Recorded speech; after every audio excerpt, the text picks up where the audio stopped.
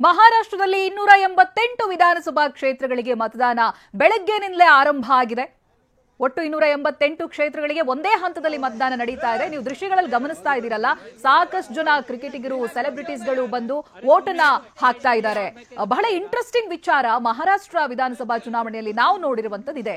ಬೆಳಗ್ಗೆ 8 ಗಂಟೆ ಅಷ್ಟೊತ್ತಿಗೆ ಆಲ್ಮೋಸ್ಟ್ ಎಲ್ಲಾ ಸೆಲೆಬ್ರಿಟಿಗಳು ಕೂಡ ಕಾಣಿಸ್ಕೊಂಡಿದ್ದಾರೆ.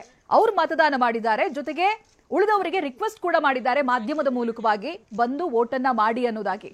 ಬೆಳಗ್ಗೆನೆ ಬಂದು ಸಾರಥಿ ಸಾಲಿನಲ್ಲಿ ನಿಂತು ವೋಟನ್ನ ಮಾಡಿರೋದು ನಿಜಕ್ಕೂ ಇನ್ಸ್ಪೈರಿಂಗ್.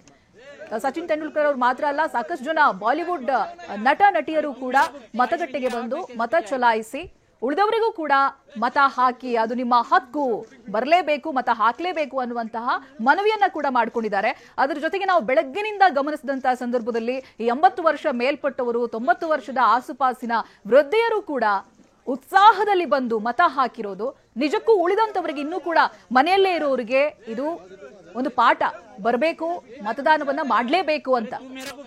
ಎರಡೂ ಮೈತ್ರಿಗಳ ನಾಯಕರು, ಘಟಾನುಘಟಿ ನಾಯಕರು ಇದುವರೆಗೂ ಕೂಡ ಪ್ರಚಾರ ಕಾರ್ಯವನ್ನ ಮಾಡಿದ್ರು. ಇವತ್ತೇನಿದ್ರು ಸುಮ್ಮನೆ ಕೂತ್ಕೊಂಡು ಮತಗಟ್ಟೆಯತ್ತ ನೋಡ್ತಿರ್ಬೇಕು, ಬಂದು ಮತದಾನವನ್ನ ಮಾಡಬೇಕು. ಮಹಾಯುತಿ ಅಧಿಕಾರವನ್ನ ಉಳಿಸ್ಕೊಳ್ಳೋದ್ರಲ್ಲಿ, ಅಗಾಡಿ ಅಧಿಕಾರವನ್ನ ಹಿಡಿಯೋದ್ರಲ್ಲಿ ಮಾಡಿರುವಂತಹ ಪ್ರಯತ್ನಗಳೆಲ್ಲ ಆಗಿದೆ. ಇವತ್ತು ಮತದಾನ ನಡೀತಾ ಇದೆ.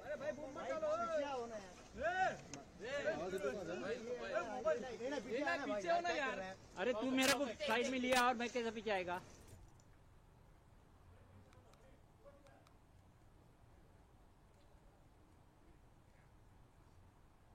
ಇನ್ನು ಮಹಾರಾಷ್ಟ್ರದಲ್ಲಿ ಮತದಾನ ಪ್ರಕ್ರಿಯೆ ಚುರುಕುಗೊಳ್ತಾ ಇದೆ.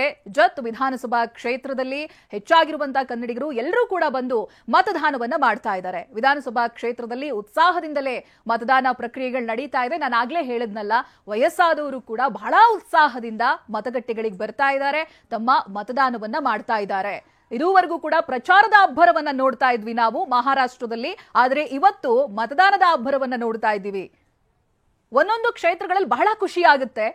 ಎಲ್ಲರೂ ಬೆಳಗ್ಗಿನ ಜಾವನೆ ಬಂದು ಸರತಿ ಸಾಲಿನಲ್ಲಿ ನಿಂತು ವೋಟನ್ನ ಹಾಕುವಂಥದ್ದು, ತಮ್ಮ ಆಯ್ಕೆಯ ಅಭ್ಯರ್ಥಿಯನ್ನ ಆರಿಸೋದಕ್ಕೆ ಅವ್ರು ತೋರಿಸ್ತಾ ಇರುವಂತಹ ಉತ್ಸಾಹ ನಿಜಕ್ಕೂ ಇನ್ಸ್ಪೈರಿಂಗ್ ಉಳಿದಂತವರಿಗೆ. ಈ ಬಗ್ಗೆ ನಮ್ಮ ಪ್ರತಿನಿಧಿ ಅಶೋಕ್ ಮತದಾರರನ್ನ ಮಾತನಾಡಿಸಿದ್ದಾರೆ, ಬನ್ನಿ ಕೇಳೋಣ. ಗಡಿನಾಡ ಕನ್ನಡಿಗರು ಇರುವಂತ, ಮತದಾರರು ಇರುವಂತ ಭಾಗ, ಇಲ್ಲಿಯ ಜನರ ಬೇಡಿಕೆಗಳೇನು, ಇಲ್ಲಿ ಜನರು ಯಾವ ರೀತಿಯ ಸರ್ಕಾರವನ್ನು ಅಪೇಕ್ಷೆ ಮಾಡ್ತಾ ಇದ್ದಾರೆ ಅನ್ನೋದನ್ನ ನಾವು ಮಾತಾಡ್ಸೋಣ.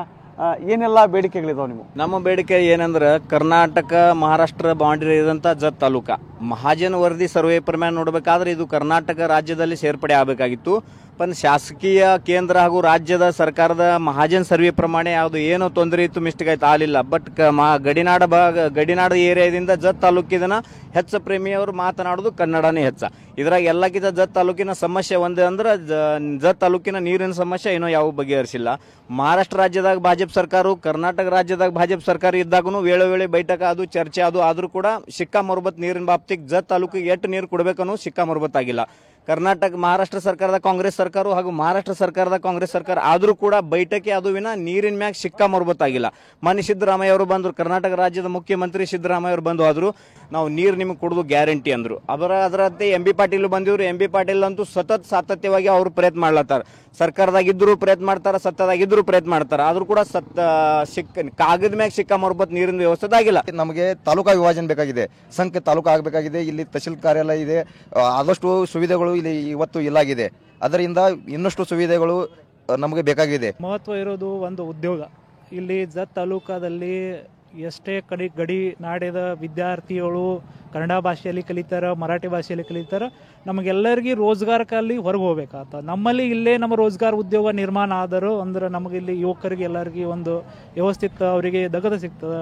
ಈಗಿನ ಬರಗಾಲದಿಂದ ಎಲ್ಲ ಯೋಜನೆಗಳೆಲ್ಲ ಬಂದವೆ. ನೀರು ಅಂದ್ರೂ ಮಹತ್ವ ಇಂಪಾರ್ಟೆಂಟ್. ನೀರು ಬಂದ್ರೆ ಉದ್ಯೋಗ ಬರ್ತಾವೆ. ಭಾಜಪರು ಏನು ಮಾಡಿಲ್ಲ, ಕಾಂಗ್ರೆಸ್ ಅವರು ಏನು ಮಾಡಿಲ್ಲ. ಈ ಸಲ ಮಾಡಬಹುದು ಅಂತ ಹೇಳಿ ಆಸೆಯಲ್ಲಿ ನಾವು ಮತದಾನ ಮಾಡ್ಲಕತ್ತಿದ್ದೀವಿ.